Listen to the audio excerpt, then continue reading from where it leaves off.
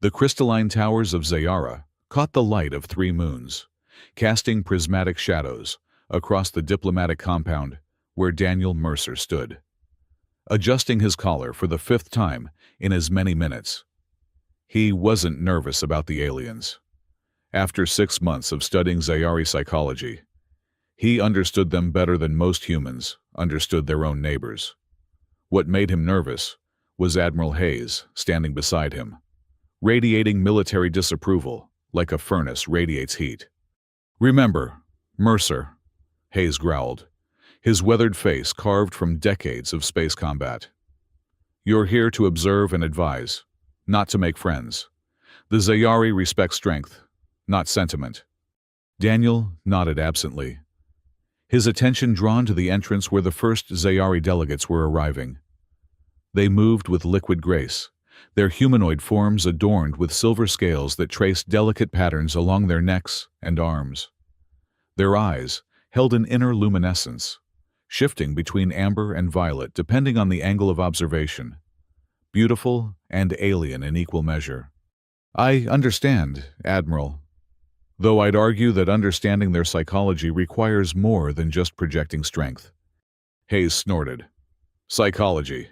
In my day, we settled disputes with plasma cannons, not therapy sessions." Before Daniel could respond, the crowd parted, and Ambassador Roan entered. The Zayari leader stood 7 feet tall, his scales forming intricate ceremonial patterns that marked his status. Behind him, a smaller figure caught Daniel's eye. She moved differently from the others, less formal, more curious. Her scales shimmered with an unusual silver-blue hue, and when her gaze swept the room, it lingered on the human delegation with what Daniel recognized as genuine interest rather than diplomatic courtesy. "That's Lyra," whispered Marcus Webb, the delegation's cultural attaché, appearing at Daniel's elbow.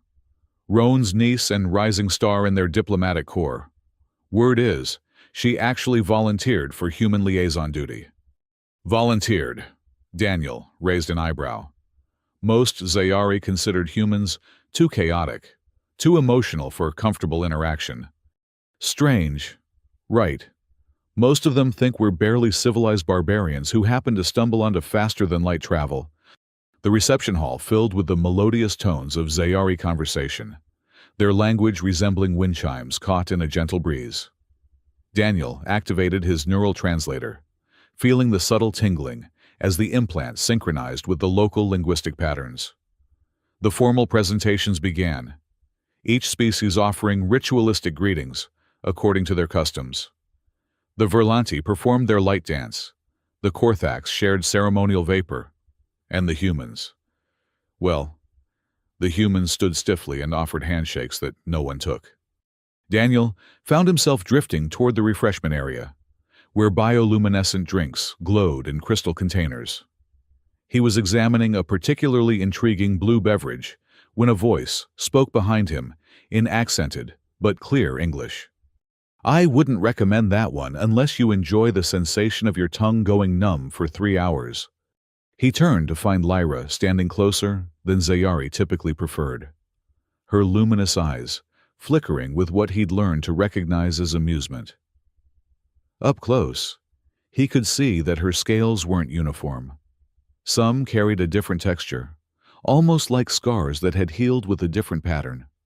"Thank you for the warning," Daniel replied, setting down the glass. "I'm Daniel Mercer, psychological specialist with the human delegation."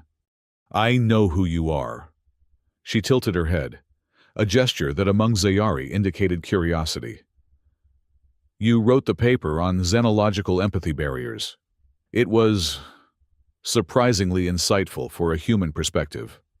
"You read my paper," Daniel couldn't hide his surprise. It had been published in an obscure academic journal with a readership he could count on both hands. "I read everything about humans I can find. Your species fascinates me." She moved to select a different drink, one that glowed soft gold. "Your paradoxes. Capable of great violence yet obsessed with peace. Fragile bodies but unbreakable spirits. You dream of stars while fearing the dark." "And what do you conclude from these paradoxes?" She handed him the golden drink. That humans might be exactly what the galaxy needs, or what will destroy it. I haven't decided yet. Before Daniel could respond, Ambassador Roan's voice cut through the ambient conversation, calling for the ceremonial exchange of gifts. Each delegation had prepared offerings representing their world's finest achievements. The Verlanti presented a sculpture of frozen light. The Korthax offered a vial of programmable bacteria that could terraform dead worlds. And the humans. Admiral Hayes stepped forward with Earth's offering a collection of music from across human history, encoded in quantum crystal. As he presented it to Ambassador Roan, he launched into a prepared speech about humanity's cultural heritage. Daniel noticed Lyra moving closer to her uncle, whispering something in his ear. Roan's expression shifted, his scales flickering in what Daniel recognized as interest. "A generous gift," Roan announced, his voice carrying the authority of centuries of tradition. "The Zayari offer our own gift in return." He gestured, and an aide brought forward a small device that looked like crystallized starlight. "A memory prism. It contains the collective experiences of our first explorers, those who mapped the stars when your species was still learning to shape stone." The exchange concluded, and the formal portion of the reception began to wind down. Delegates mingled more freely, the strict protocols relaxing into something approaching actual conversation. Daniel found himself in discussion with a Verlanti scientist about the nature of consciousness when he noticed a commotion near the central platform. Lyra stood there, surrounded by a group of younger Zayari who seemed to be teasing her about something. Their body language suggested playful mockery, scales flickering in patterns Daniel recognized as laughter. One of them gestured toward the human delegation, and Lyra's scales flushed a deeper blue. "Go on," one of them said, the translator picking up the challenge in their tone. "You claim humans aren't as rigid as everyone says. Prove it. Give one of them a proper Zayari greeting." Daniel saw Lyra's hesitation, the conflict between diplomatic protocol and peer pressure. He also saw the moment she made her decision, squaring her shoulders and walking directly toward him with purpose that made other delegates step aside. "Mr. Mercer," she said formally, loud enough for others to hear, "I realize I failed to offer you a proper greeting earlier." Before Daniel could ask what she meant, Lyra stepped into his personal space, placed one hand on his shoulder, and pressed her lips briefly to his cheek. The kiss lasted perhaps 2 seconds, a gesture that among Zayari meant roughly what a friendly wave meant to humans. But the room fell silent as if someone had switched off the universe. Daniel felt the soft coolness of her lips, noticed the faint scent of something like ozone and jasmine, saw her eyes flicker with sudden realization of what she'd done. The kiss meant nothing scandalous in her culture, but the cameras held by human journalists, the gasps from the human delegation, the sudden tension that filled the room like water filling a sinking ship. All of it crashed down on them in an instant. "Well," Daniel said quietly, his psychological training the only thing keeping him from complete panic. "I believe you've just started an interstellar incident." Lyra's scales paled to almost white. It's just a greeting. A playful greeting for honored guests. I didn't think." But Ambassador Roan was already moving toward them, his scales flashing in patterns Daniel had never seen before. Behind him, Admiral Hayes looked ready to either start a war or have a stroke, possibly both.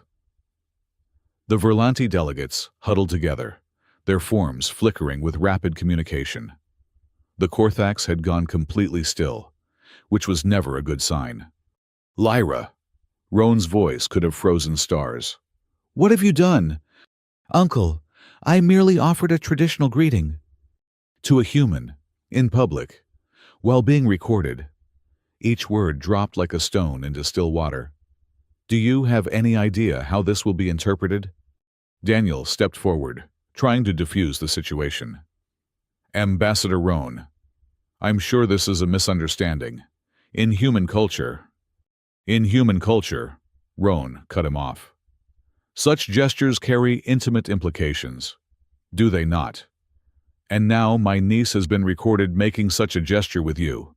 He turned to Lyra. You've either gravely insulted our guest by forcing unwanted contact, or you've made a declaration that supersedes all diplomatic protocols. That's not... Daniel began, but Hayes gripped his arm. Don't make it worse. Mercer, the Admiral hissed. We need to control this narrative before it spreads. But it was already too late. Daniel could see the journalists frantically uploading footage to the quantum networks. Within minutes, the image would reach Earth, Zayara's colonies, and every major world in the Alliance. A human and a Zayari in what would inevitably be interpreted as a romantic gesture, despite its innocent intent. Perhaps, a new voice interjected smoothly. We should discuss this privately. Daniel turned to see a figure he didn't recognize, wearing the neutral gray of the Galactic Council, but with no species identifiers. They had a humanoid shape, but moved with an unsettling fluidity that suggested something else beneath the diplomatic robes.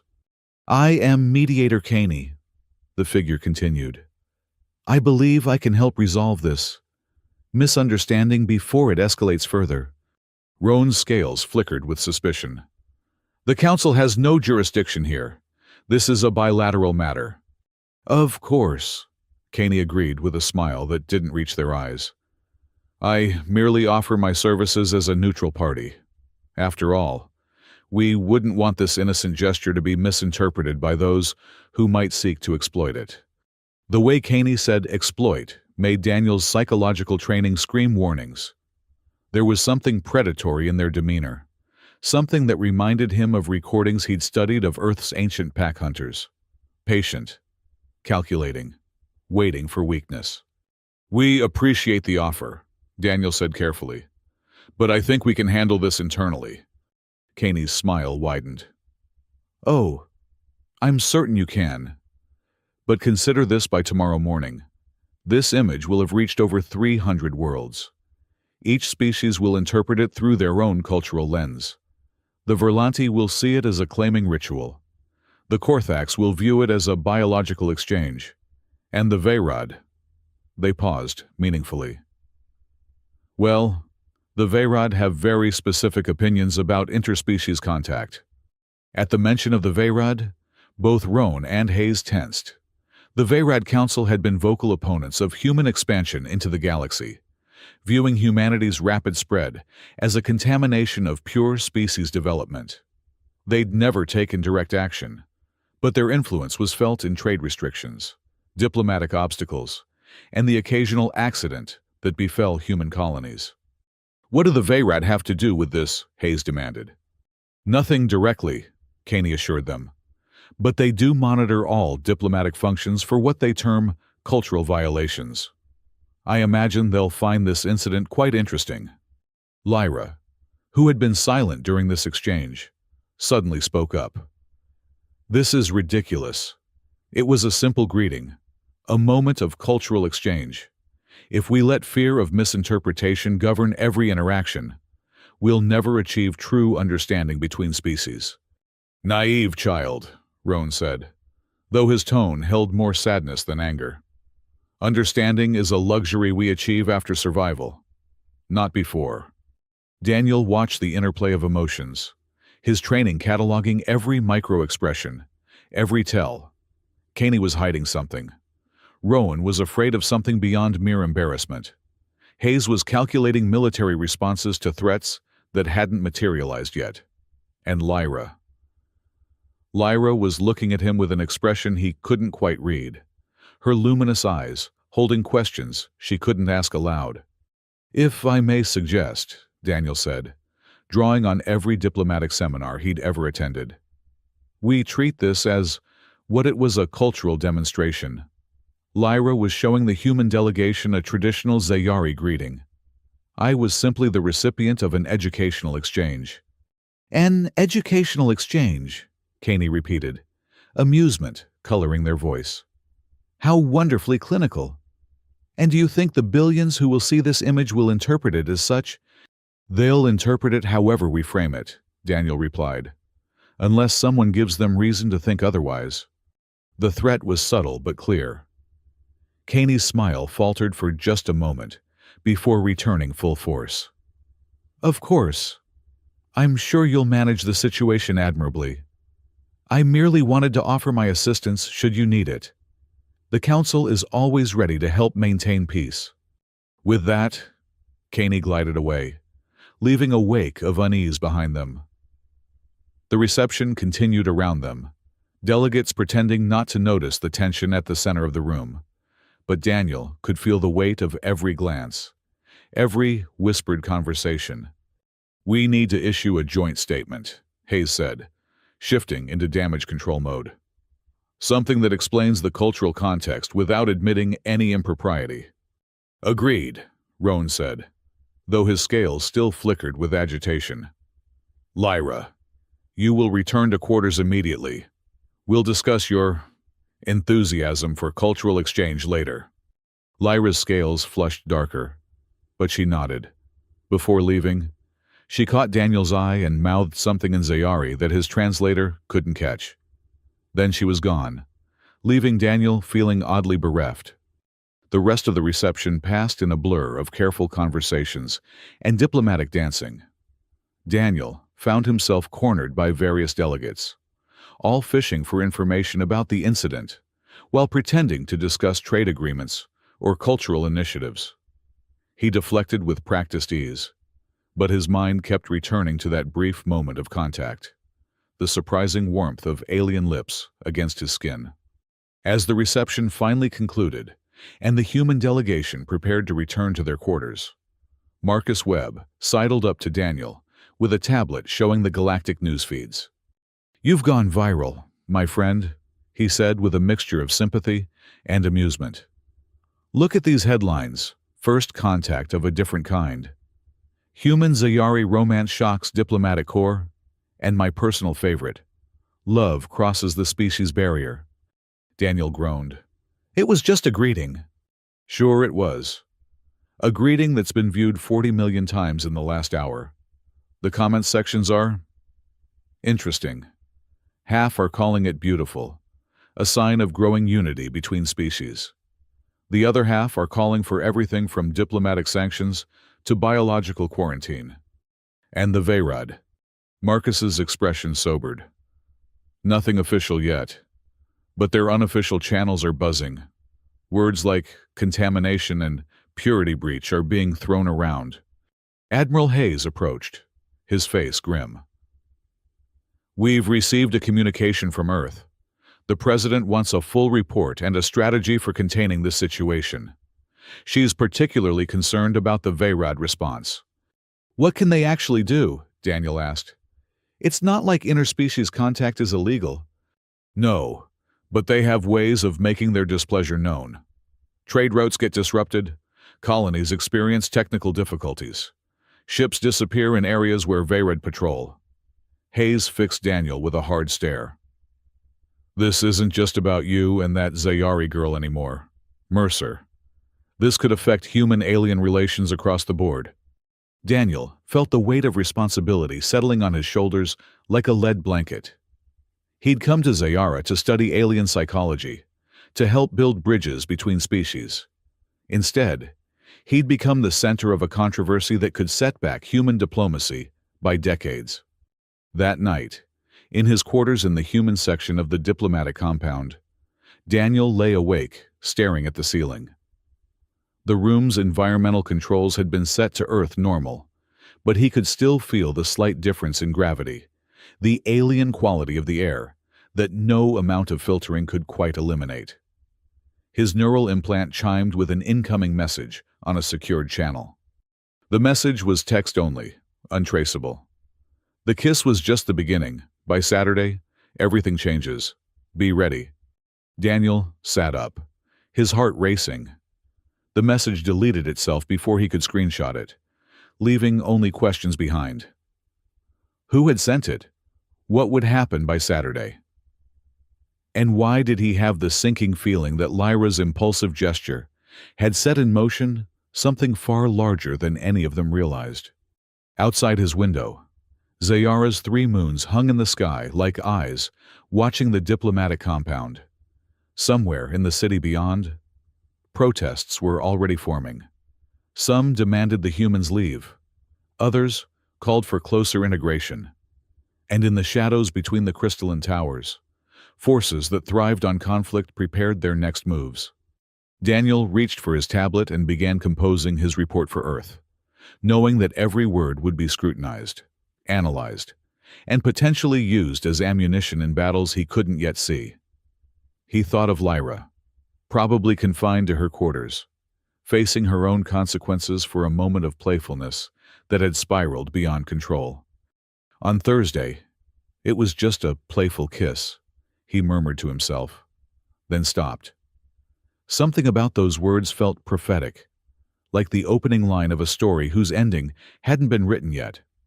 He had no idea how right he would prove to be. Friday morning arrived with the harsh light of Zayara's primary sun, cutting through Daniel's window, like an accusation. He hadn't slept. The mysterious message haunted him, but worse were the news feeds that Marcus had been sending throughout the night. The kiss had become a phenomenon, spawning everything from academic debates to street demonstrations on 12 different worlds. Daniel, dressed in his most neutral outfit, avoiding anything that could be interpreted as either too formal or too casual.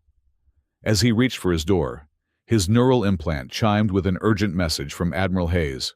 "Conference room, now. Don't speak to anyone on the way." The corridors of the human compound were unusually empty. Daniel could hear muffled conversations behind closed doors, the occasional raised voice suggesting heated arguments. Through a window, he glimpsed the plaza outside where Zayari citizens had gathered, their scales flickering in patterns he recognized as agitation.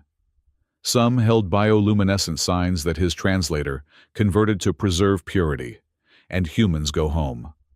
Others, surprisingly, displayed messages of support, love knows no species, and unity through understanding.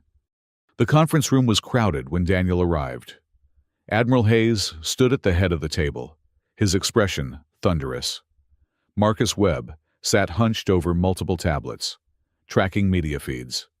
Several other delegation members Daniel barely knew filled the remaining seats, including Dr. Sarah Reeves, the mission's xenobiologist, and Commander James Park, head of security.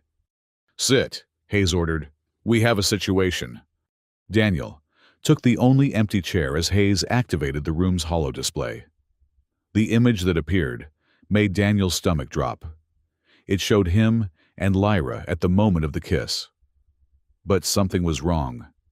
The angle was different from any of the journalist recordings, more intimate, and the quality suggested professional equipment positioned specifically to capture that moment. "This version hit the networks 3 hours ago," Hayes said. "It's been edited, enhanced. The lighting makes it look more romantic, the framing more deliberate. Someone wanted this to look like more than a cultural misunderstanding." "The VRAD?" Daniel asked. "That's our assumption," Commander Park responded. "But we can't prove it. The upload was traced to a public terminal in the neutral sector, paid for with untraceable credits." Dr. Reeves leaned forward. "There's more. We've detected unusual biosignatures around the compound. Someone's been using pheromone dispensers, trying to agitate both human and Zayari emotional responses." "They're trying to start a riot," Daniel said, understanding dawning. "Or worse," Hayes replied. "We've received intelligence that several radical groups are converging on the capital. Both anti-human Zayari factions and human supremacist cells that have been dormant for years. Someone's orchestrating this, turning a simple cultural incident into a powder keg." Marcus looked up from his tablets. "The Zayari Council is meeting in emergency session. Word is they're considering asking us to leave, permanently. No more diplomatic relations, no trade agreements, nothing." "All because of a kiss." Daniel couldn't hide his disbelief. "Because of what the kiss represents," Hayes corrected. The Vayrad have been pushing the narrative that humans are culturally invasive, that we contaminate other species with our chaos and emotional instability. This incident is being held up as proof. The door chimed, and Commander Park checked his security feed. "We have a visitor. It's her."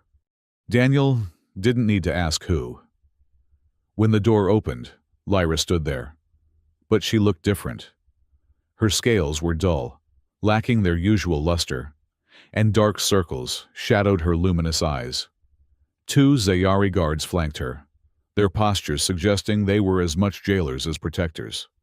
"I need to speak with you," she said, looking directly at Daniel. "Alone." "Absolutely not," Hayes responded immediately. "The last private interaction between you two started this mess." "Admiral," Lyra's voice carried an edge of desperation Daniel hadn't heard before. "There are things happening you don't understand. Things my uncle doesn't know. Please." Daniel stood. "Admiral, I'm the psychological specialist. If there's information that could help us understand the situation, I need to hear it." Hayes looked ready to refuse, but Dr. Reeves intervened. "Sir, my bioscanners show she's under extreme stress. Cortisol analogs off the charts. Whatever she knows, she believes it's critical." After a long moment, Hayes nodded. 5 minutes. Park, maintain surveillance." The others filed out, leaving Daniel and Lyra alone. The moment the door closed, Lyra's composure cracked. She moved to the window, her scales flickering rapidly through emotional patterns Daniel had only read about in textbooks. "They're lying to everyone," she said quietly. "The kiss, the outrage, even my uncle's anger. It's all being manipulated. By the Vayrad." She turned to him, and for the first time, Daniel saw fear in her alien features. "The Vayrad are just puppets. There's something else, something that's been planning this for months. They needed an incident, something to drive humans and Zayari apart permanently." "Why?" "Because together, we're a threat to them." She pulled out a small device, holding it out to him. "This contains intercepted communications. I've been monitoring suspicious channels for weeks, trying to understand the patterns. When you arrived, when we were introduced, I recognized you from their files. You were marked as a potential catalyst." Daniel took the device, his mind racing. "You mean the kiss wasn't spontaneous? You planned it?" "No." Her scales flushed with indignation. "The kiss was genuine. A moment of stupidity on my part. I let my curiosity and my friends' teasing override my judgment. But they were ready for it, waiting for any incident they could exploit." The device activated at Daniel's touch, displaying holographic documents in multiple languages. His neural translator worked overtime, converting the text to English. What he read made his blood run cold. Shipping manifest for weapons being moved to the capital. Communication logs discussing the human problem and final solutions. And at the center of it all, references to something called the Convergence. "What's the Convergence?" "I don't know," Lyra admitted. "But it's happening tomorrow. Saturday. Whatever they're planning. The kiss was just the trigger." A sudden explosion rocked the building, sending both of them stumbling. Alarms began blaring as emergency lights bathed the room in red. Commander Park's voice crackled over the intercom. "We're under attack. Multiple hostiles approaching from the east. All personnel to emergency positions." Through the window, Daniel could see figures in black combat armor advancing on the compound. They moved with inhuman precision, and their weapons discharged energy bolts that cut through the compound's defensive shields like they weren't there. "Vayrad Special Forces," Lyra breathed. "But they're not supposed to have clearance for military action." Another explosion, closer this time. The door burst open and Admiral Hayes rushed in, weapon drawn. "We're evacuating. Both of you, move." They ran through corridors filling with smoke and the sounds of combat. Daniel could hear the distinctive whine of human plasma weapons, mixing with the harmonic discharge of Zayari defense systems. But there was another sound too. Something that made his skin crawl. A rhythmic pulsing that seemed to bypass his ears and resonate directly in his bones. "Sonic disruptors!" Lyra shouted over the noise. "They're trying to incapacitate everyone, not kill them."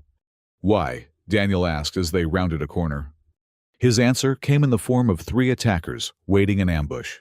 They moved to fire, but Lyra reacted with speed.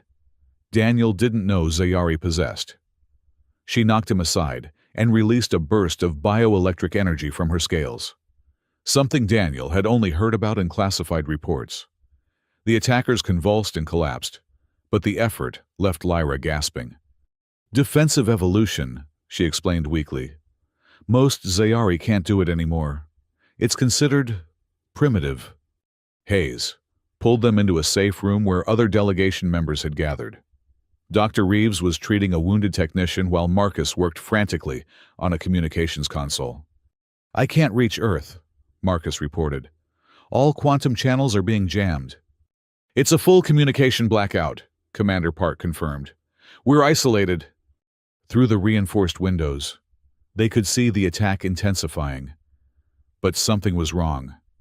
The attackers weren't trying to breach the safe room. They were hurting them, keeping them contained but not eliminated. "They want witnesses," Daniel realized suddenly. "They're going to stage something, make it look like we did something terrible." As if in response to his words, the attacking forces suddenly withdrew. The silence that followed was more ominous than the battle had been. Then, every screen in the room activated, showing the same image, Mediator Caney, standing in what appeared to be the Zayari Council chambers. "Citizens of the galaxy," Caney announced, their voice carrying manufactured sorrow. "I come to you with tragic news. 1 hour ago, human extremists launched an unprovoked attack on a Zayari cultural site, destroying artifacts dating back millennia. In response, peacekeeping forces were deployed to contain the human delegation." "That's a lie," Hayes shouted at the screen, though of course Caney couldn't hear him. The feed switched to footage of explosions in a Zayari museum, cleverly edited to suggest human involvement. Then, it showed the compound, making it appear that humans had fired first on the approaching peacekeepers. "Furthermore," Caney continued, "we have discovered evidence of a human plot to use biological weapons to subjugate the Zayari population. The so-called kiss between the human Daniel Mercer and Zayari Lyra was actually the transmission of a tailored virus designed to make Zayari susceptible to human pheromone control." Daniel felt the blood drain from his face.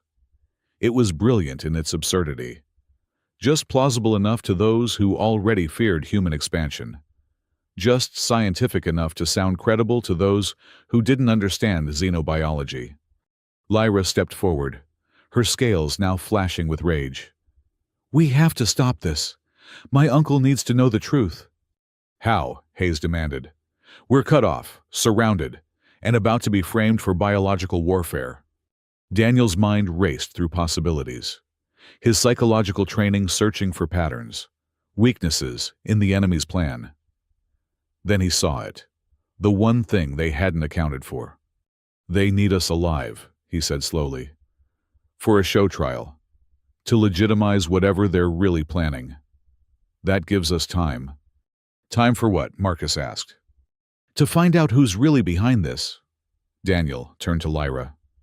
"You said the Vayrad are puppets. Who's pulling the strings?" Before Lyra could answer, the lights went out completely.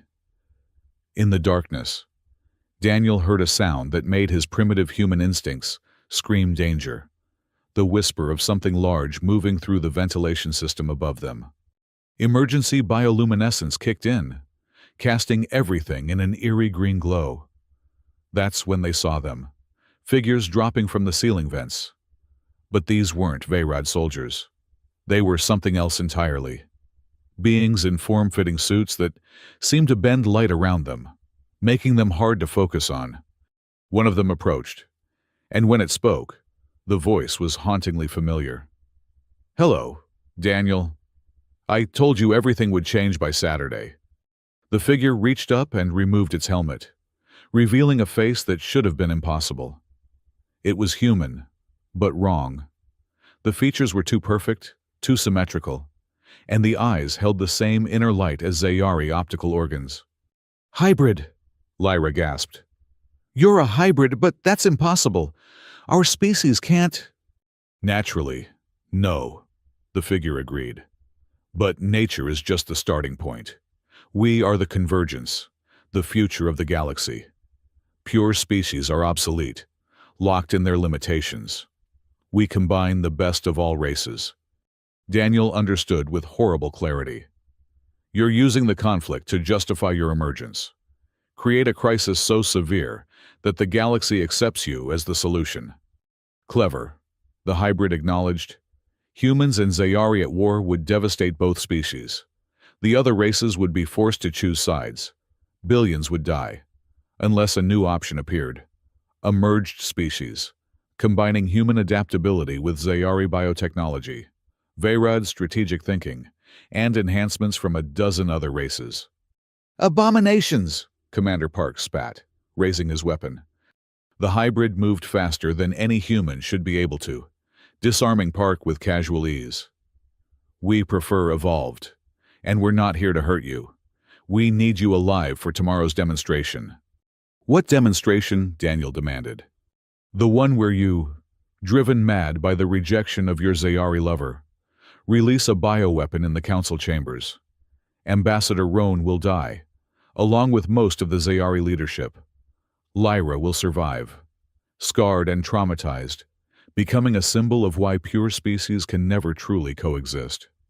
"I would never," Daniel started. "Of course not. But you won't have a choice. Our neural control technology is quite advanced. You'll be conscious, but unable to control your body. You'll watch yourself become a monster." Lyra stepped between Daniel and the hybrid. "You'll have to kill me first." "No, dear Lyra. You're far too valuable alive. You see, we know your secret, the one even you don't fully understand." The hybrid produced a bioscanner, pointing it at Lyra. The display showed her genetic structure, but with anomalies highlighted in red. "You're already one of us, in a way. Your great-grandmother's classified experiment, mixing Zayari DNA with samples from an ancient race. You're living proof that hybrids can occur naturally, given enough time. We're just accelerating the process." Lyra's scales went white with shock. Daniel saw her world shatter in her eyes, everything she believed about herself crumbling.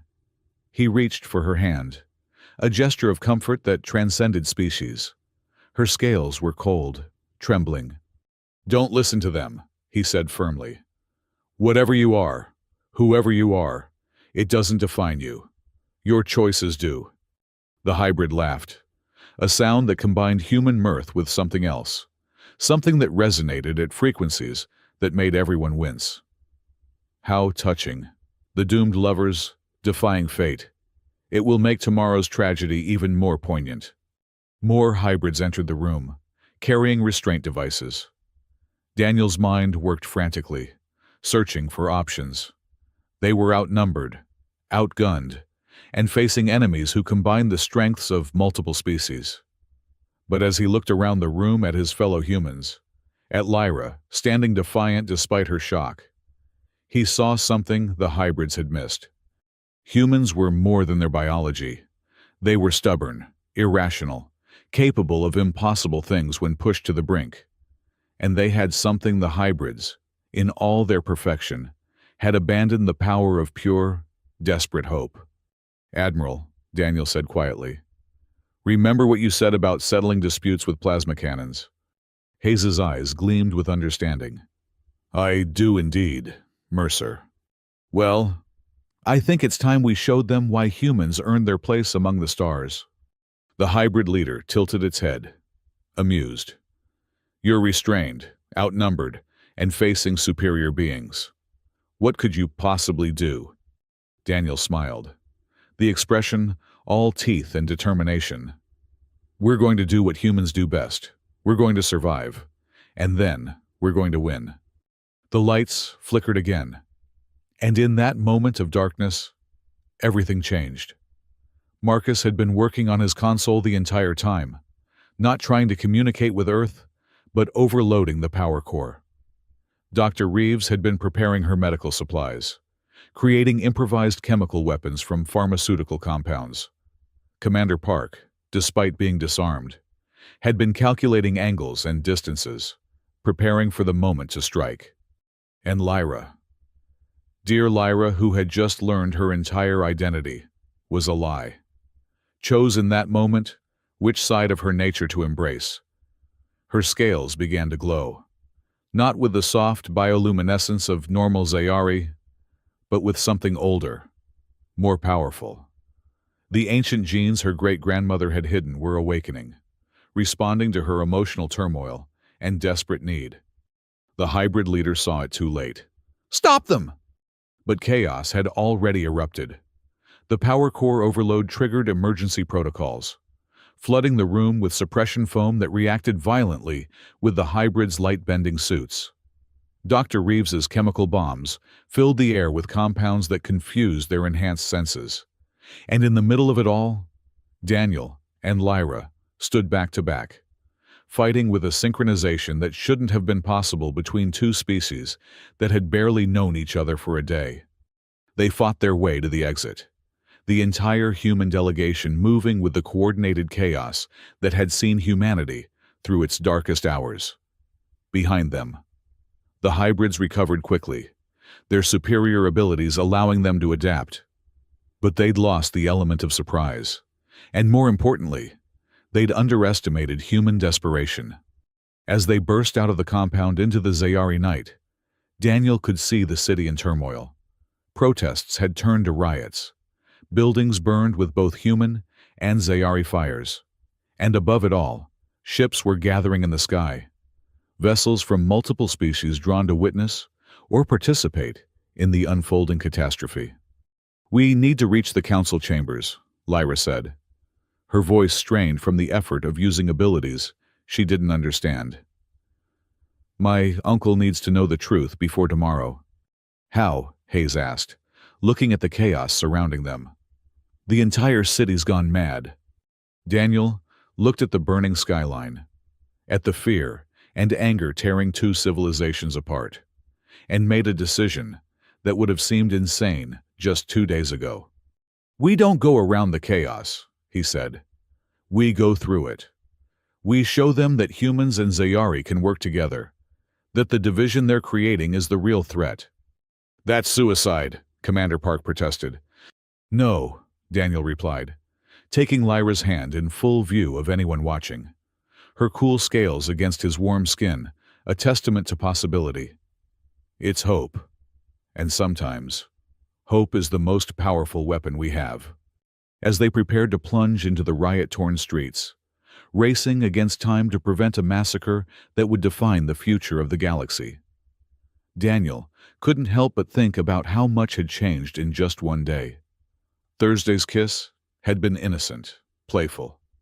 Friday had revealed the depths of conspiracy and the price of fear. Tomorrow was Saturday, the day everything would be decided. The day humanity would either prove its worth or lose its place among the stars. And at the center of it all were two beings from different worlds, bound together by circumstance and choice, carrying the weight of peace or war in their joined hands. The night was far from over, and the real battle had just begun. The streets of Zayara's capital were a war zone of ideology rather than weapons. Daniel ducked as a bottle filled with bioluminescent liquid sailed over his head, shattering against a wall and leaving a glowing splash that spelled out words his translator couldn't parse. Beside him, Lyra moved with newfound grace, her hybrid heritage manifesting in ways that made other Zayari step back in fear or awe. This way, she said, leading their group through an alley that reeked of ozone and burning synthetic materials. There's a maintenance tunnel that connects to the government district. Admiral Hayes was bleeding from a gash on his forehead, supported by Commander Park. Dr. Reeves had lost her medical kit in the escape, but had managed to grab a civilian emergency pack from an abandoned medical station. Marcus clutched his salvaged equipment, the only proof they had of the Convergence conspiracy. They'd been moving through the chaos for 2 hours, and dawn was approaching. Saturday morning, Daniel thought grimly. The day everything changes. Wait! Lyra suddenly froze, her scales shifting to a pattern Daniel had never seen before, like static on a broken screen. Something's wrong. I can feel them. Feel who? Hayes demanded. The other hybrids. They're... She pressed her hands to her temples, wincing. They're in my head. The shared genetics. It creates a connection. Daniel grabbed her shoulders, forcing her to look at him. Fight it. You're not one of them. But I am, she whispered. And for a moment her eyes flickered with the same wrongness he'd seen in the Convergence leader.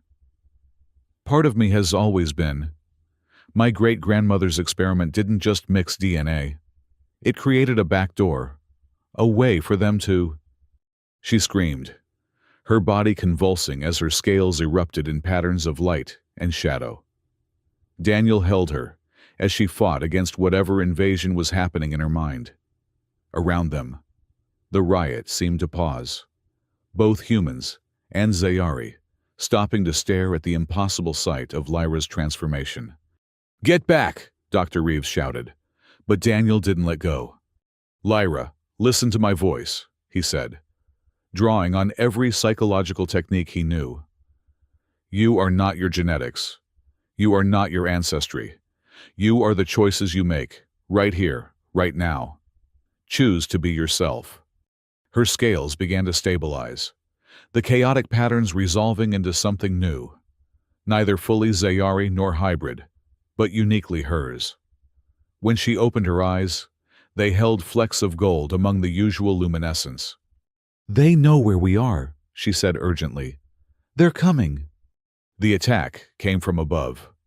Convergence hybrids dropped from the buildings like predatory birds, their suits allowing them to glide on the thermal currents, rising from the burning streets. The crowd scattered in panic, but Daniel's group stood firm.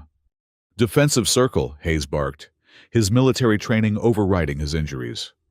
The first hybrid landed in front of them, moving with inhuman speed toward Daniel.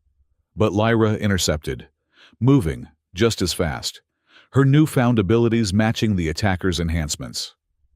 They collided in a blur of motion that Daniel's eyes could barely track. More hybrids landed, surrounding them. The Convergence leader from the compound appeared, no longer wearing a helmet, revealing features that were a disturbing amalgamation of various species. You're only delaying the inevitable, it said, its voice carrying harmonics that made everyone wince.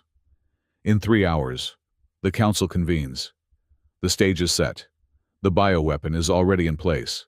Keyed to your DNA, Daniel. The moment you enter the chamber, it activates. Then I won't enter, Daniel said simply. Oh, but you will. Because if you don't, we'll release it anyway, and the death toll will be far worse. At least if you're there to take the blame, we can contain the damage to just the council members. Otherwise, the hybrid gestured to the city around them. Everyone dies. Daniel felt the weight of that choice crushing down on him. Sacrifice himself and become history's greatest monster, or refuse and watch millions die. It was exactly the kind of impossible decision that the Convergence had engineered. There has to be another way, Marcus said, his fingers flying over his salvaged equipment. If we could analyze the bioweapon, find a counteragent? With what resources? The hybrid asked mockingly. You're fugitives now. Both sides want you captured. The humans think you've gone rogue, and the Zayari believe you're biological terrorists. A new voice cut through the tension. Not all of them. Ambassador Roan emerged from the smoke, accompanied by a squadron of Zayari elite guards. His scales were dim with exhaustion, but his bearing remained regal. Behind him, Daniel was shocked to see several human Marines, their armor bearing Earth insignias. "Uncle," Lyra breathed. But Roan's expression when he looked at her was unreadable. "I received your message," he said to Daniel, who looked confused. "The one you sent before the compound was attacked. The quantum encryption you used was old, something we haven't seen in decades. It made me curious enough to investigate." "I didn't send any message," Daniel protested. "I did," Lyra said quietly. "Using protocols my great-grandmother taught me. Codes that only someone who knew about the experiments would recognize." Roan's expression softened slightly. "You knew, all this time, you knew what you were." "I suspected, but I hoped." She straightened, facing her uncle with determination.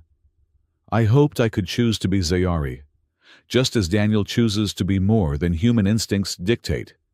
The Convergence leader laughed, the sound echoing off the burning buildings. "Touching, but you're still outnumbered. My people are already in position at the council. Even if you reach them, you can't stop what's coming." "Actually," Marcus interrupted, looking up from his equipment with a grin that seemed insane, given their circumstances. "I think we can—" "Dr. Reeves, remember what you said about the bioweapon being key to Daniel's DNA?" "Yes, it would react to his specific genetic markers," she confirmed. "Well, what if we change them? Not permanently, just temporarily. A masking agent that would make the weapon unable to recognize him." "That's theoretically possible, but we'd need sophisticated equipment and about 12 hours to synthesize." "Or," Lyra interrupted, her scales beginning to glow again, "we use what nature already provided." She turned to Daniel. "My hybrid biology includes adaptive cells, shapeshifters at the molecular level. If I could transfer some to you, temporarily overlay your genetic signature with mine." "That's insane," Commander Park objected. "You're talking about a biological fusion between species that shouldn't even be able to touch without protective gear." "Thursday's kiss says otherwise," Daniel said, understanding dawning. "We've already exchanged biological material. I haven't shown any adverse reactions." The Convergence leader's expression changed, showing the first hint of uncertainty. "That's impossible. The genetic barriers—" "Were lies," Dr. Reeves said suddenly, her scientific mind racing. "Oh my God, they were always lies. The incompatibility between species, the danger of biological contact. It was all engineered fear to keep us separated." She looked at the hybrid with disgust. "You created the barriers so you could position yourselves as the only solution." The hybrid's face contorted with rage. "Eliminate them all. The plan proceeds without witnesses." The battle erupted instantly. Zayari guards clashed with Convergence hybrids, while human Marines laid down covering fire. In the chaos, Daniel found himself pressed against Lyra, her scales warm against his skin. "This might kill us both," she warned. "Everything might kill us at this point," Daniel replied. "Do it." She pressed her hand to his chest, and Daniel felt something impossible happen. It started as warmth, then became a burning that wasn't quite pain, more like every cell in his body was being rewritten. He could feel Lyra's presence not just near him, but within him, her thoughts and emotions mixing with his own. For a moment, he saw through her eyes, felt the world through her scales, understood the universe from an entirely different perspective. When it ended, he was still standing, still human in appearance, but something fundamental had changed. He could sense the bioweapon now, feel its presence in the air like a discordant note in a symphony. "It worked," he gasped. "I can feel it. The weapon. It's not just in the council chambers. It's everywhere, dispersed through the city's air system."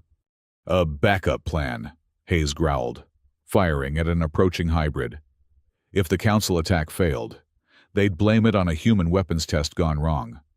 "We need to get to the atmospheric control center," Roan commanded. "If we can introduce a neutralizing agent." I can be the neutralizing agent, Lyra said. My adapted cells. If we could disperse them the same way they're dispersing the weapon. You'd die, Daniel said immediately. That level of biological dispersal would tear you apart. Perhaps, or perhaps I'd become something new. Either way, millions live. The argument was cut short as the ground beneath them cracked. Something was rising from the underground. Something massive. As the street split apart, a ship emerged. But like no ship any of them had seen before, it was organic and mechanical simultaneously.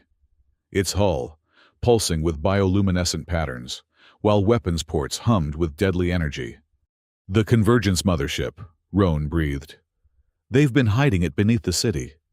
A voice boomed from the ship, amplified to reach every corner of the capital. Citizens of Zayara, humans of Earth, hear the truth. Your leaders have failed you. Your separation has brought you to the brink of extinction. We offer unity. We offer evolution. Surrender, and become part of something greater.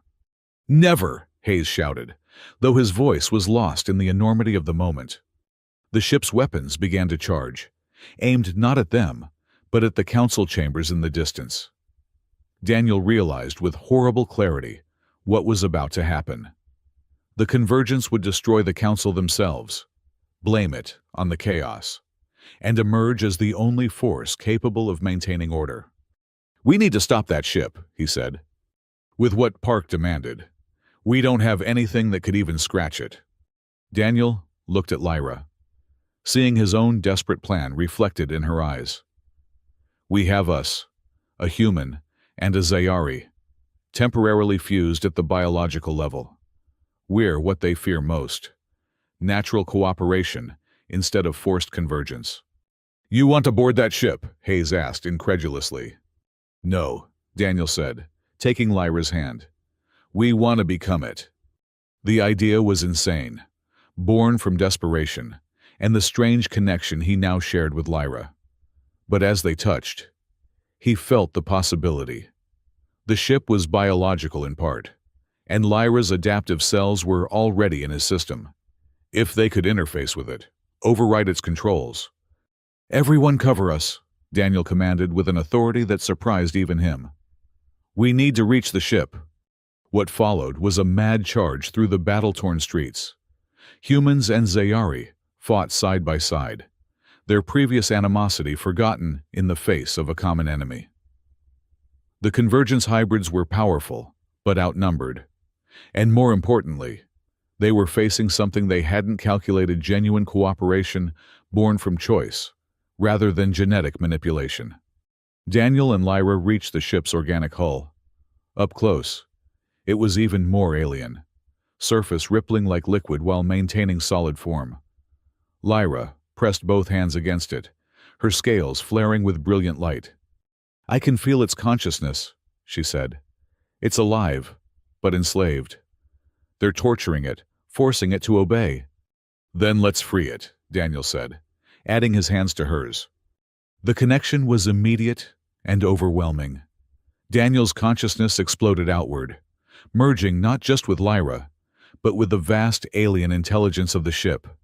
He felt its pain, its rage at being used as a weapon. He felt the Convergence crew inside, their hybrid minds linked in a collective that suppressed individual thought. But most importantly, he felt the bioweapons control system, understood its molecular structure with a clarity that shouldn't have been possible for a human mind. Except he wasn't just human anymore. Not in this moment. He was something unprecedented. A voluntary fusion of species that maintained individual identity while sharing capability.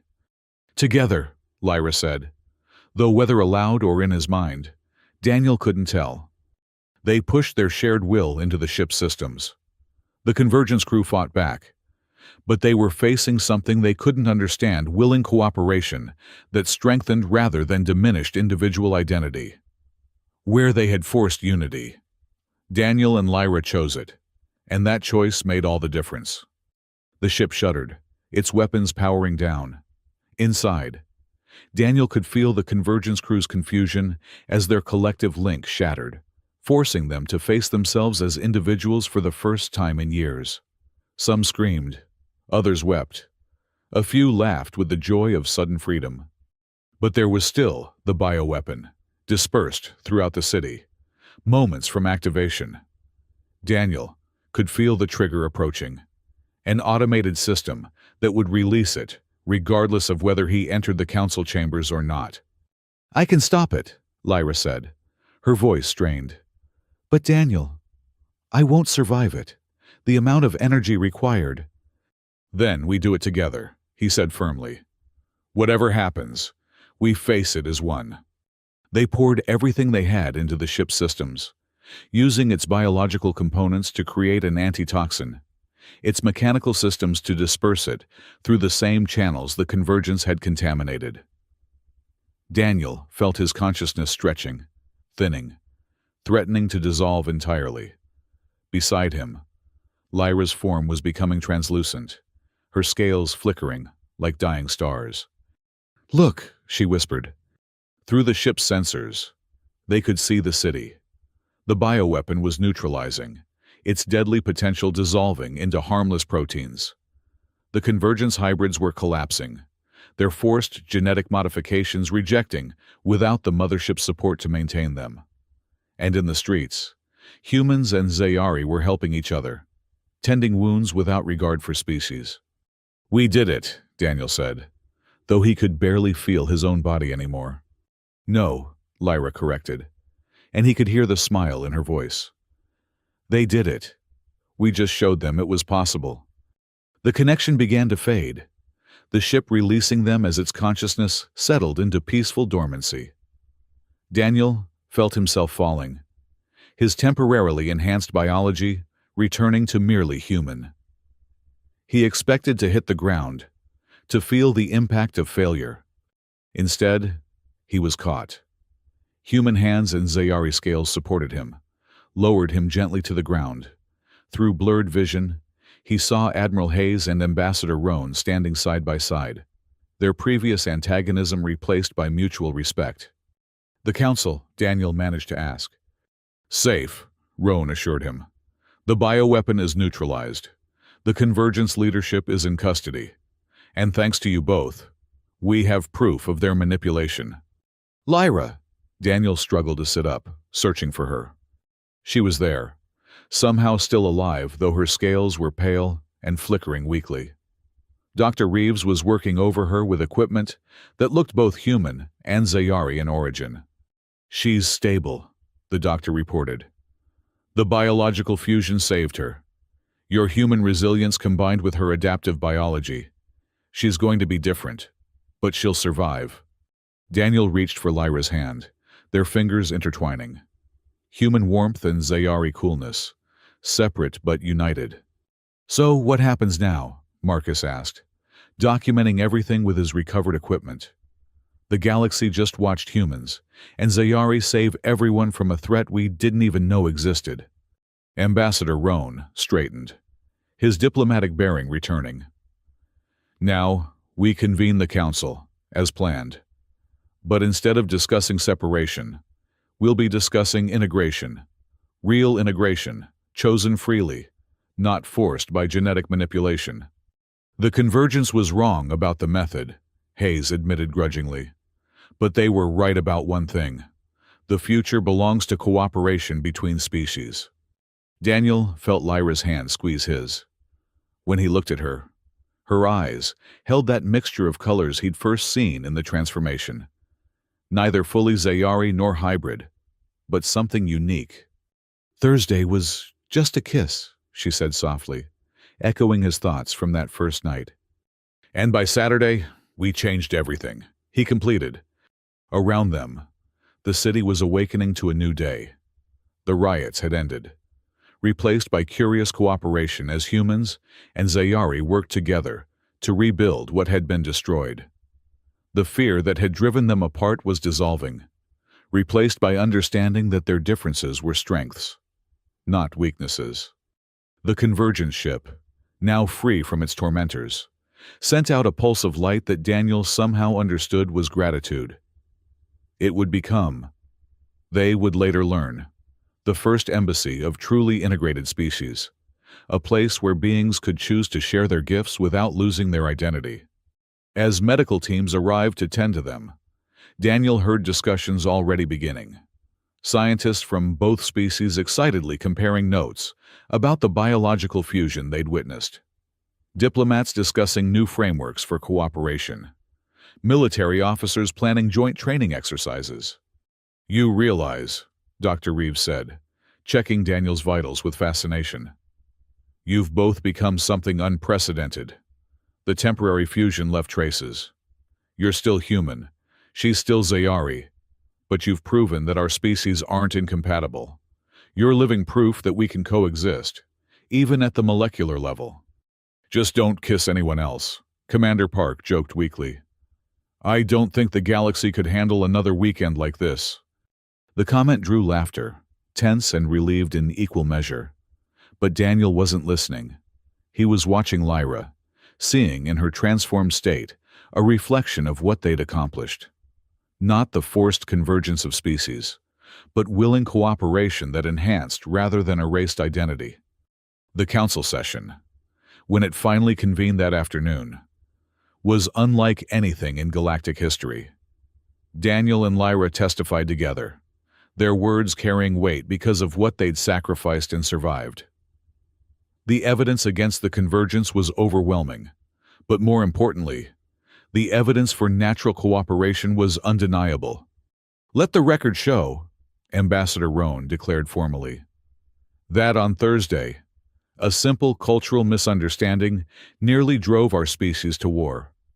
But by Saturday, that same misunderstanding became the foundation for unprecedented unity. Let it further show that humans, despite being newcomers to the galactic community, have proven themselves capable of sacrifice, adaptation, and courage that benefits all species. And let it also show," Admiral Hayes added, his gruff voice carrying new respect, "that the Zayari, our first contact among the stars, have shown wisdom, strength, and flexibility that humanity is honored to stand beside." The vote was unanimous, not just for continued relations, but for expanded cooperation, shared research, and cultural exchange programs that would have been unthinkable just days before. As the council dispersed and the sun set on Saturday evening, Daniel and Lyra stood on a balcony overlooking the city. The streets below were filled with mixed groups, humans and Zayari talking, sharing meals, some even attempting to learn each other's languages without translators. "We'll be studied for years," Lyra mused. "The first successful biological bridge between species." "Is that what we are, a biological bridge?" Daniel asked, though he was smiling.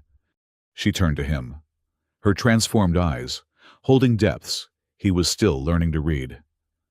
"We're whatever we choose to be. That's what we proved. Choice, not genetics, defines us." "Then I choose this," Daniel said, pulling her close. "Whatever we've become, whatever we're becoming, I choose to face it with you." This time, when they kissed, there were no cameras, no scandalized gasps, no interstellar incidents. There was just a human and a Zayari, forever changed but still themselves, proving that love could indeed cross any barrier, biological or otherwise. In the distance, the Convergence mothership pulsed with peaceful light, its liberated consciousness singing a song of hope that only a few could hear. Among them were Daniel and Lyra, the unlikely bridges between worlds, the living proof that cooperation chosen freely was infinitely more powerful than unity forced by design. The galaxy would remember this weekend for generations, not for the crisis that nearly destroyed two civilizations, but for the moment when those civilizations chose to become something greater, together, than they could ever be apart. On Thursday, it had been just a playful kiss. By Saturday, humans had indeed changed everything, with nothing more dangerous than love, stubbornness, and a refusal to bow to fear or forced evolution. They had chosen their own path, and in doing so, had shown the galaxy a new way forward. The weeks following the convergence crisis passed in a blur of medical examinations, diplomatic meetings, and media appearances that Daniel had never wanted but couldn't avoid. He and Lyra had become the symbols of a new era. Whether they liked it or not, their faces appeared on news feeds across 300 worlds, usually with headlines like "The Kiss That Saved the Galaxy" or "Love Conquers Genetic Barriers." Daniel stood in the medical bay of the research station that had been hastily constructed in Zayara's orbit, watching as Dr. Reeves ran her latest series of scans. The results appeared as holographic displays around him, showing his DNA in intricate detail. "Fascinating," she murmured for perhaps the 100th time. "The changes are stable but not invasive. You're still completely human, but with what I can only describe as biological footnotes." "Footnotes?" Daniel asked, though he was distracted by the view through the window. The Convergence mothership, now renamed Synthesis, floated peacefully nearby, its hull patterns shifting in contentment. "Additions that don't override your base code but provide options, like having a translator installed but for biology itself. You can interface with Zayari technology, tolerate their atmospheric preferences better, and your immune system has adapted to recognize their biological signatures as friendly rather than foreign." And Lyra. Dr. Reeves pulled up another display, showing Lyra's transformed biology. Similar, but inverse.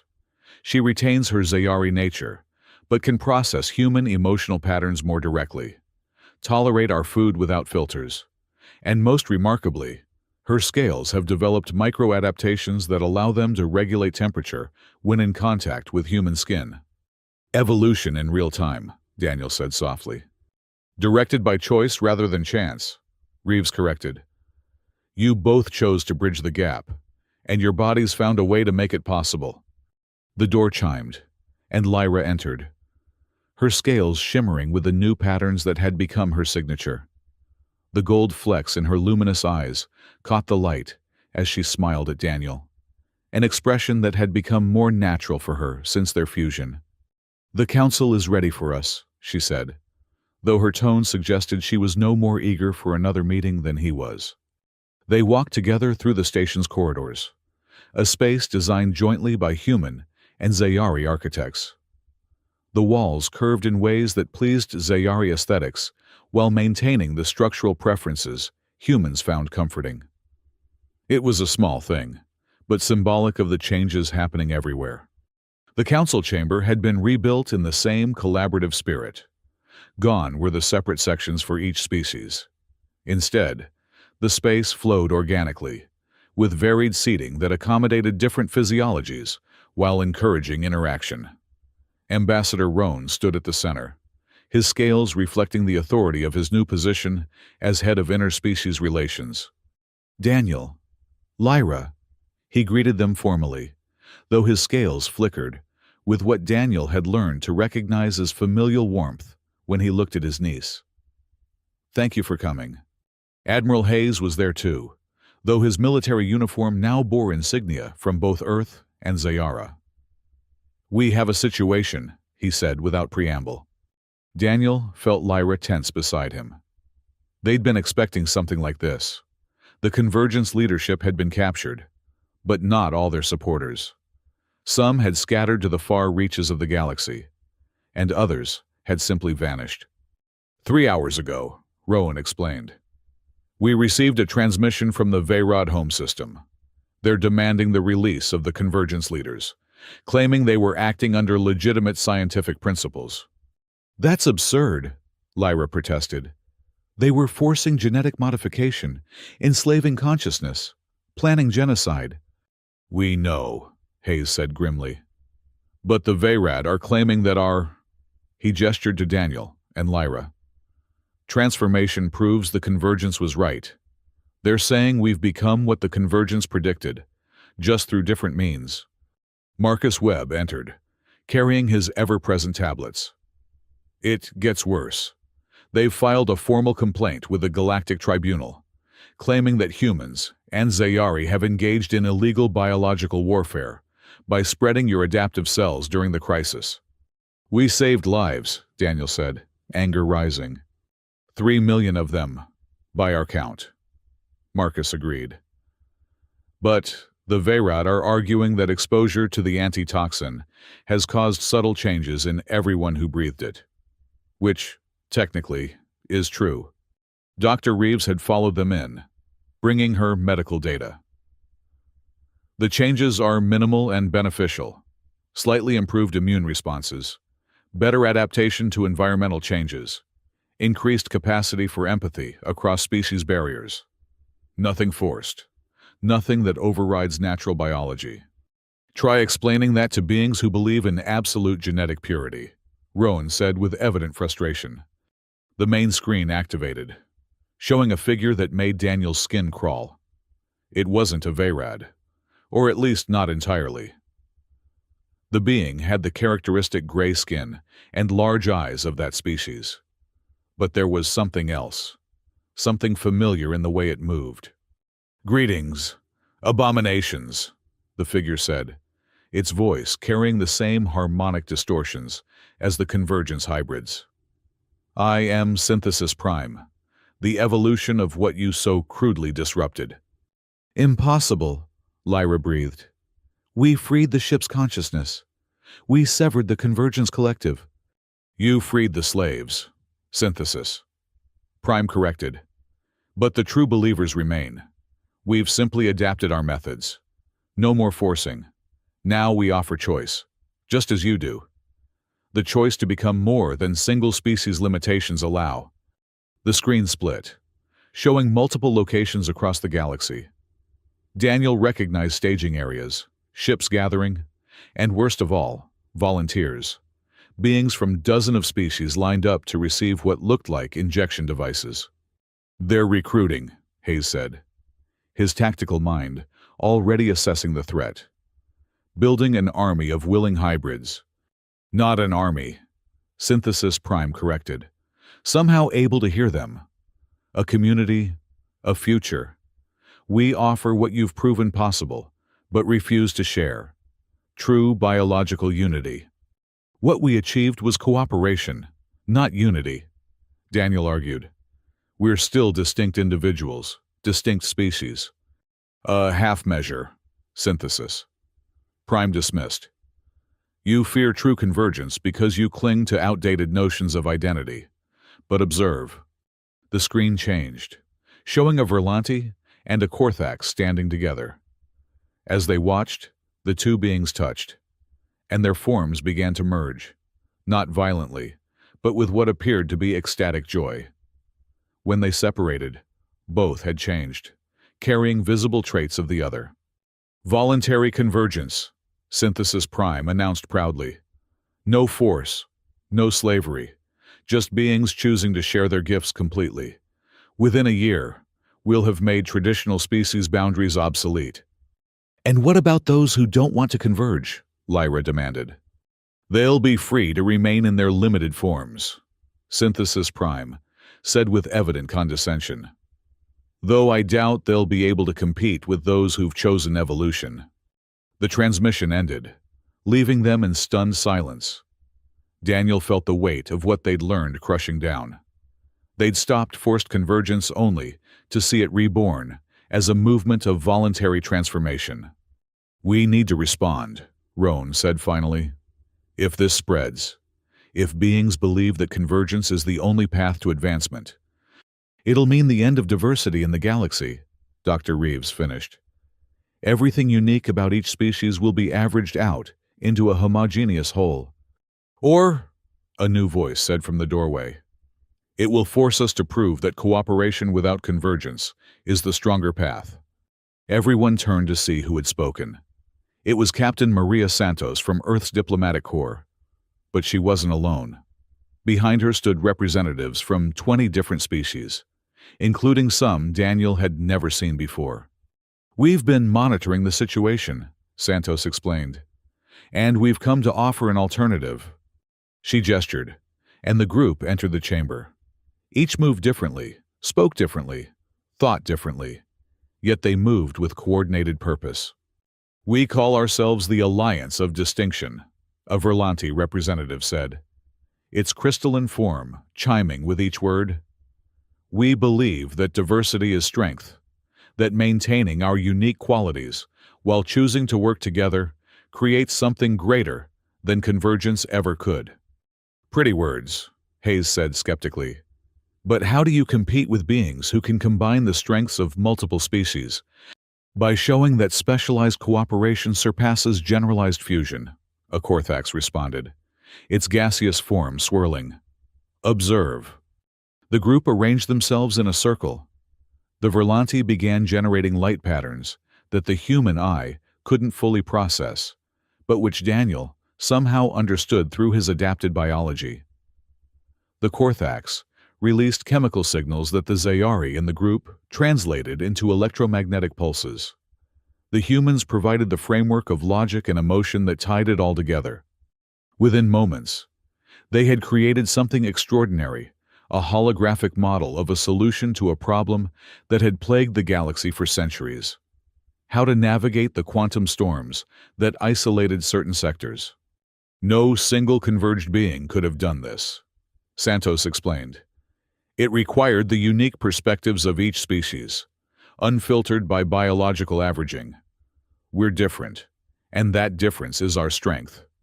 Daniel felt hope rising, but also concern.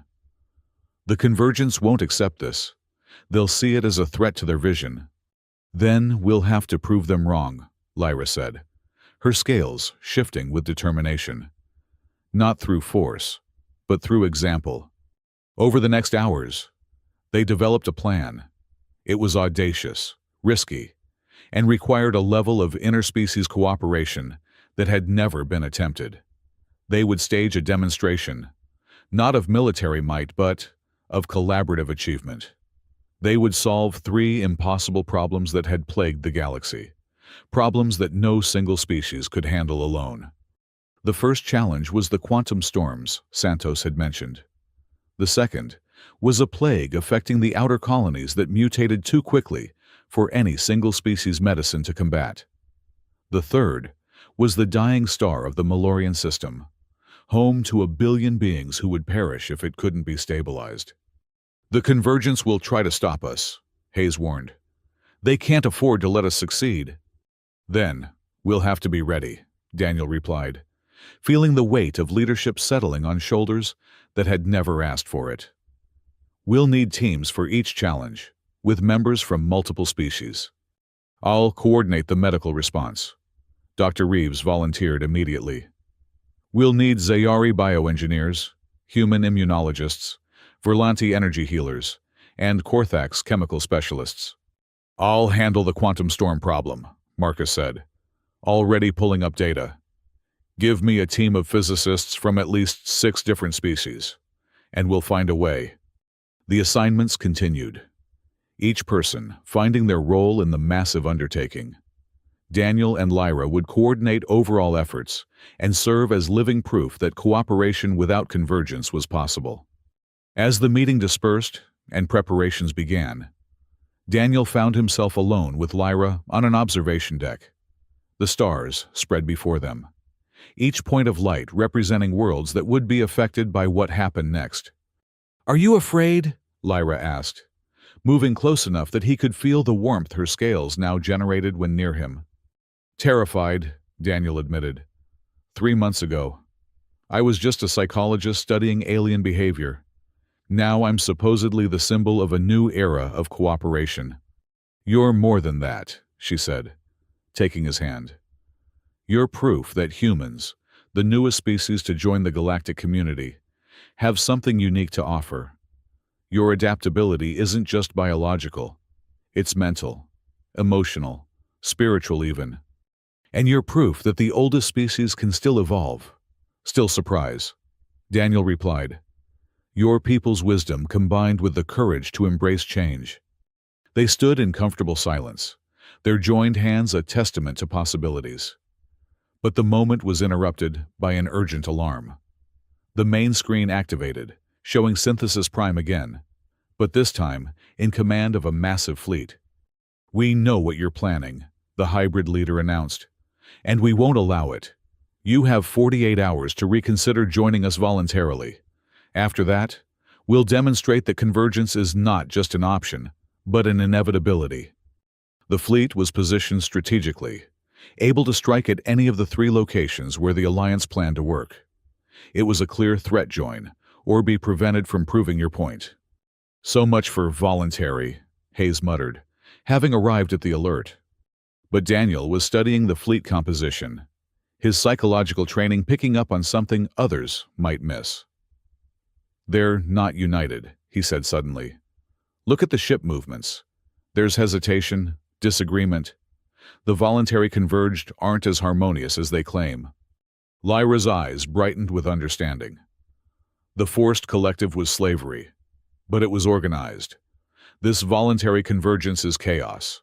Too many voices, too many merged perspectives, no clear identity, which means they're vulnerable to doubt. Daniel concluded, "We don't need to fight them. We need to show them there's another way." The next 2 days were a whirlwind of activity.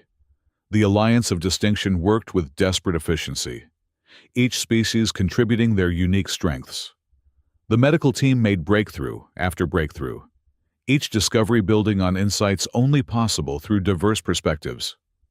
The physics team unraveled the mathematics of quantum storms by combining counting systems and logical frameworks no single species could have developed.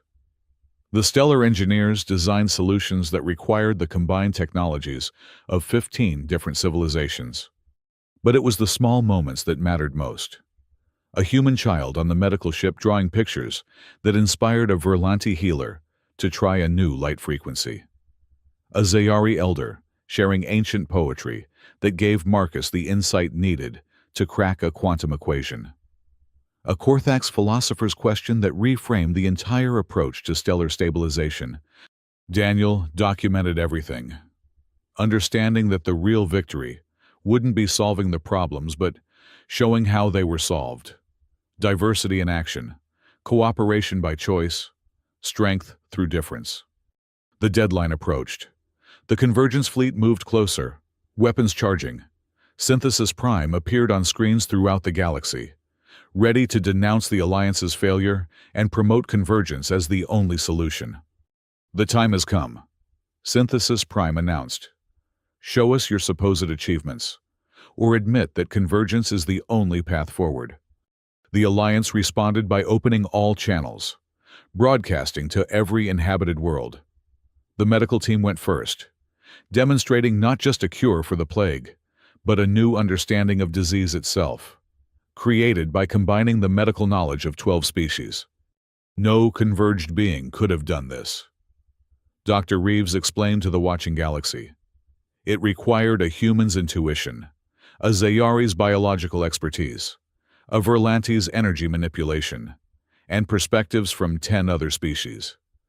We're stronger in our diversity than we could ever be averaged together. The physics team presented next, showing clear passages through the quantum storms.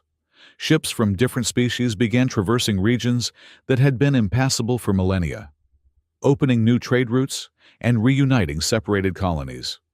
The solution required thinking in 17 dimensions, simultaneously, Marcus explained. Something that emerged from our different ways of perceiving reality, not despite our differences, but because of them. Finally, the stellar engineering team activated their solution. The dying star of the Malorian system didn't just stabilize, it began to rejuvenate, its light growing stronger and steadier. This required technologies and techniques from every spacefaring species. The lead engineer announced, each component unique, irreplaceable, impossible to average or merge. The galaxy watched in awe. On thousands of worlds, beings who had been considering convergence saw another path. The Convergence fleet, rather than attacking, began to fragment. Some ships powered down weapons, others simply turned away. But Synthesis Prime wasn't finished. The hybrid leader's ship surged forward, heading directly for the station where Daniel and Lyra stood. "You think you've won, Synthesis." Prime's voice echoed through the station. But you've only delayed the inevitable. Evolution demands convergence. I'll prove it by taking your precious symbols and showing the galaxy what they could become if they embraced true unity. The ship fired, but not weapons. It released a cloud of something that penetrated the station's shields, flooding the corridors with shimmering particles.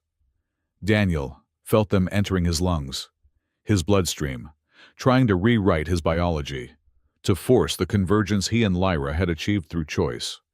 "Fight it," Lyra said, gripping his hand. But she was struggling too, her scales flickering chaotically as the forced convergence tried to overwrite her unique nature. Around them, others were being affected. Humans, Zayari, Verlanti, all beginning to blur, their distinct features averaging into sameness. It was everything they had fought against, the erasure of diversity in the name of unity. But then, Daniel felt something else. The adapted cells in his body, the ones that had learned to cooperate with Lyra's biology, were fighting back. Not by rejecting the convergence entirely, but by maintaining distinction within connection. "Don't fight it," he said suddenly, understanding flooding through him. "Accept it, but stay yourself." It was the lesson their entire journey had taught. Not isolation, not fusion, but cooperation. Daniel opened himself to the convergence particles, but held tight to his human identity. Beside him, Lyra did the same, her Zayari nature flowing with, but not into the forced unity. Throughout the station, others followed their example. The convergence particles, designed to erase distinction, found themselves becoming bridges instead. Each being remained themselves while gaining the ability to truly understand others. Synthesis, Prime's scream of rage and confusion echoed through space. The hybrid leader had expected to create either perfect convergence or complete rejection. This middle path, this cooperation without erasure, was something the extremist couldn't comprehend. "Impossible!" Synthesis Prime gasped as the hybrid's own perfectly merged form began to separate. The forced unity splitting back into distinct components. "You can't maintain separation within unity." "We're not," Daniel said, his voice carrying across all channels. "We're maintaining identity within community. We're proving that you can be yourself and part of something greater. That's what you never understood. True strength doesn't come from becoming the same. It comes from choosing to work together despite being different." The Convergence fleet watched as their leader's ship faltered, Synthesis Prime's form continuing to fragment. But instead of destruction, something beautiful happened. The beings that had been forced into that hybrid form emerged separate, but not broken. They were themselves again, but with knowledge of what others had felt, thought, experienced. One by one, the convergence ships signaled surrender. But it wasn't defeat. It was transformation. The volunteers who had undergone convergence found themselves able to separate while maintaining the connections they had formed.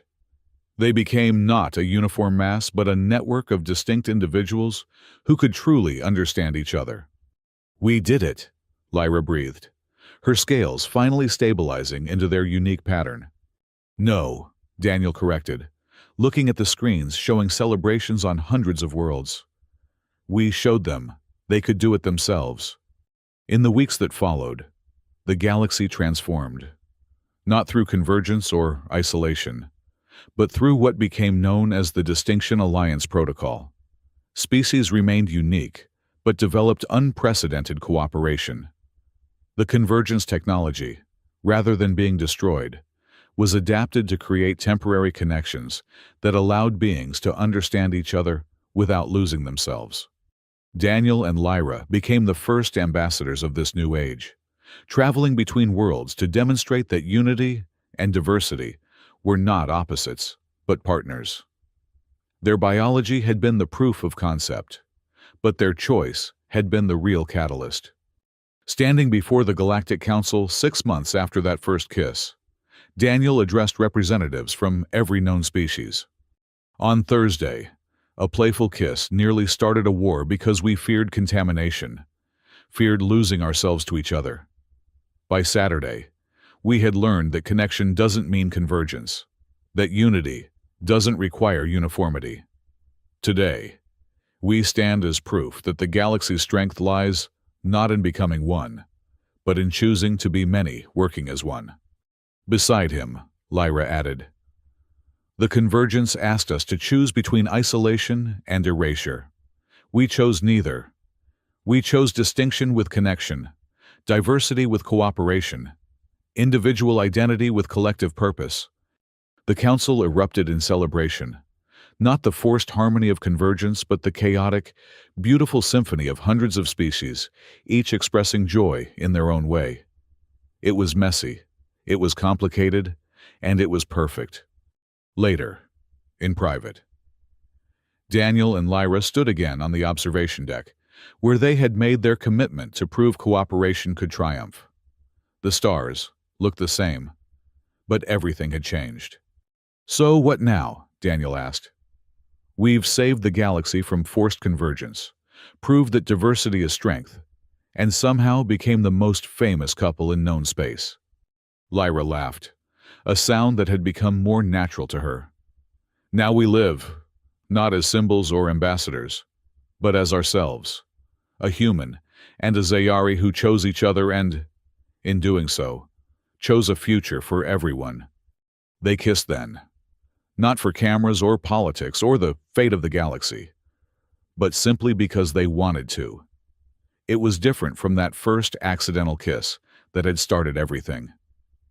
This one carried the weight of choice, of understanding, of a love that transcended species while celebrating difference.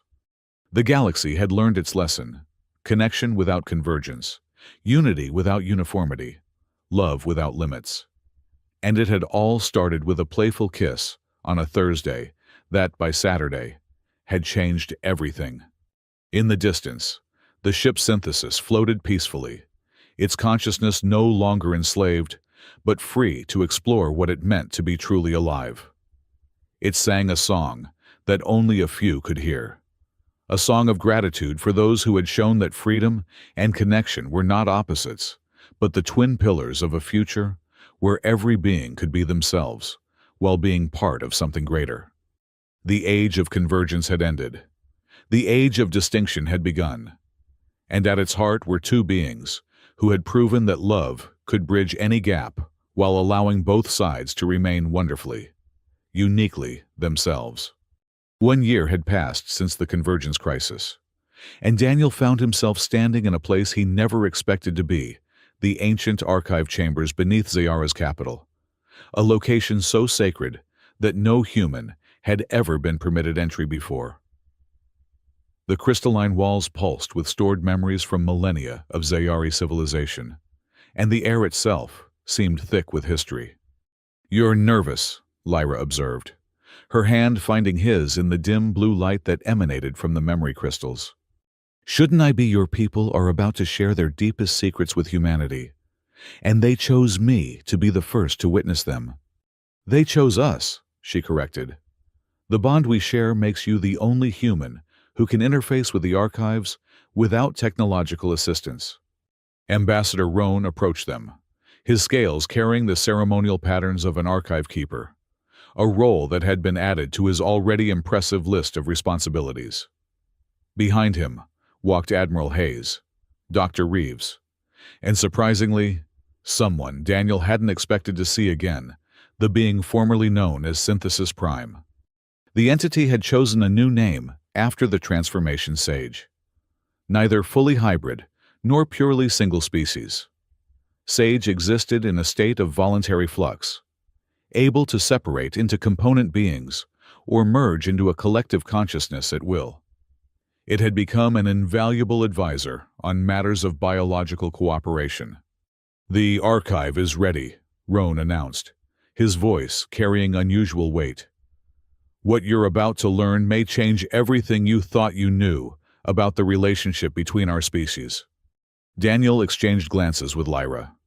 Over the past months, they had uncovered hints that the connection between humans and Zayari went deeper than anyone suspected.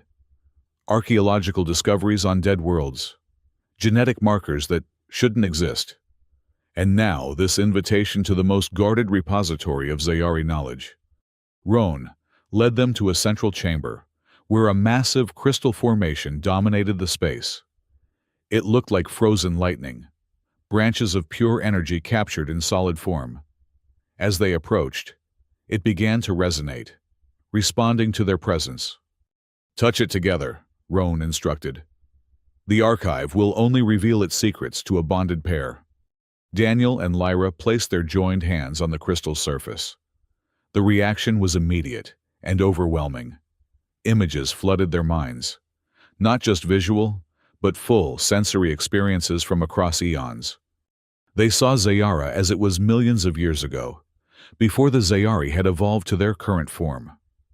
The planet was different then, more volatile, its 3 moons in different orbits.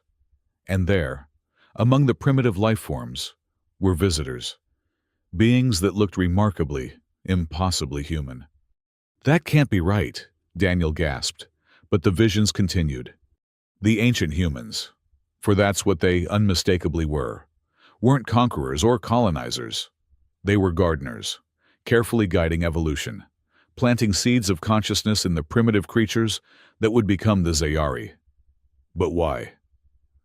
The answer came in a flood of understanding that made Daniel's knees weak. Earth wasn't humanity's origin. It was their last refuge. The visions showed a vast human civilization spanning galaxies, so advanced that they had transcended physical form. But something had gone wrong. A plague, not of biology, but of consciousness itself, spreading through their transcended state. To survive, they had to return to physical form, to start over. They scattered across the universe, seeding worlds with life that might one day evolve, to help them remember what they had lost. Earth was where the main group settled, deliberately suppressing their memories and technology to truly begin anew. But small groups had visited other worlds, including Zayara, leaving genetic markers and buried instructions in the DNA of evolving species. "We're cousins," Lyra breathed, her scales shimmering with shock. "All this time, humans and Zayari were related. Your ancestors created the conditions for my species to evolve." The crystal's revelations weren't finished. It showed them the genetic markers, hidden so deep that only the biological fusion Daniel and Lyra had experienced could reveal them. Every Zayari carried dormant human DNA sequences, and every human carried patterns that would respond to Zayari biology. They were designed to find each other eventually, to reunite the scattered branches of a shattered civilization. "The convergence," Sage said softly, having experienced the vision through their residual connection to Daniel and Lyra. They were responding to these buried instructions, but interpreting them wrong. The drive to merge wasn't meant to erase identity, but to remember it. Dr. Reeves was frantically taking notes, her scientific mind racing. "This explains everything. The ease of the biological adaptation, the compatible brain patterns, even the aesthetic similarities despite evolving on different worlds. We were meant to be compatible." But Admiral Hayes, ever practical, raised the crucial question. If this is true, if humans seeded the galaxy with life designed to eventually reunite, then where are the others? Surely Earth and Zayara can't be the only successes. The crystal pulsed again, and new images formed. Star charts appeared in their minds, showing dozens of worlds where the ancient humans had intervened. Some had developed spacefaring civilizations, the Verlanti, the Korthax, even the Vayrod. Others were still evolving, centuries away from first contact, and some had failed, their potential lost to extinction or disaster. "My God," Daniel whispered. "Every major species in the Alliance carries the markers. We're all family, all branches of the same tree." "Which means," Lyra continued, her mind making connections rapidly, "the fear of contamination, the drive for species purity, it's all based on a fundamental misunderstanding. We were never separate species threatening each other. We were always meant to come together. Roan's scales flickered with complex emotions. The High Council has known fragments of this for generations, but never the full truth. We feared what would happen if species knew they were engineered, that their evolution was guided. People deserve to know, Daniel said firmly. This knowledge could end the remaining tensions, prove once and for all that cooperation isn't just possible but intended.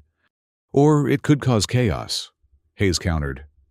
Imagine the existential crisis when species learn they're not unique, that they're part of some ancient rehabilitation program for a fallen civilization. The debate might have continued. But the crystal wasn't finished. One final vision emerged, clearer and more urgent than the others. It showed the present, or perhaps the very near future. Ships were gathering at the edge of known space, vessels of impossible design that hurt to perceive directly. And from them came a signal, broadcast in the original language of the transcended humans. "We remember," the signal said. "We are coming home." The vision ended, leaving them gasping in the sudden silence. The implications were staggering.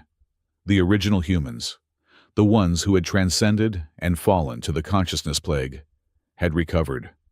They were returning to reclaim their scattered children.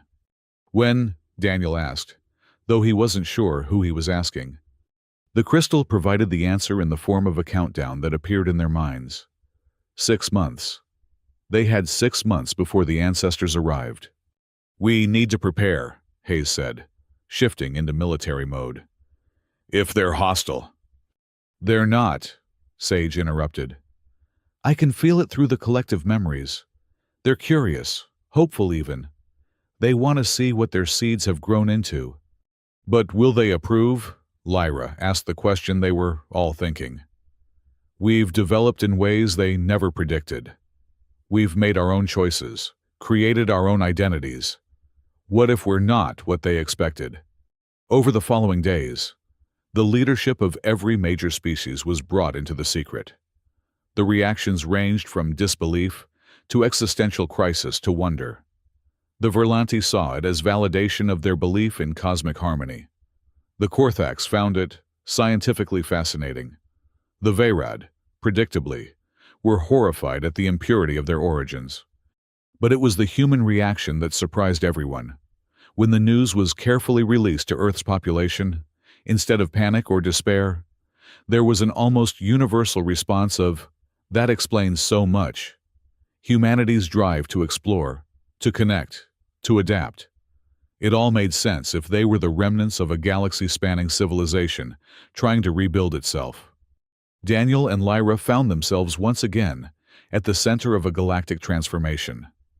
Their biological fusion had been the key to unlocking the archive's secrets, and now they were tasked with preparing the galaxy for reunion with its progenitors. "No pressure," Daniel muttered as they stood before yet another council session. This one including representatives from every known spacefaring species. "You've got this," Lyra assured him, her scales warm against his hand. "We've faced worse. Have we? We're about to tell the entire galaxy that they're all part of a rehabilitation program for transcended beings who fell from grace. That's a bit different from stopping a forced convergence crisis." The council chamber fell silent as they entered. Hundreds of beings from dozens of species watched as Daniel and Lyra took the central platform. The weight of the moment was crushing, but Daniel drew strength from Lyra's presence and from the knowledge that, whatever happened, they were facing it together. Fellow beings," Daniel began, his voice carrying across the chamber and through broadcast channels to billions of listeners. "We stand at a threshold. Not of war or conflict, but of understanding. What we're about to share will challenge everything we believe about ourselves, but it will also unite us in ways we never imagined possible.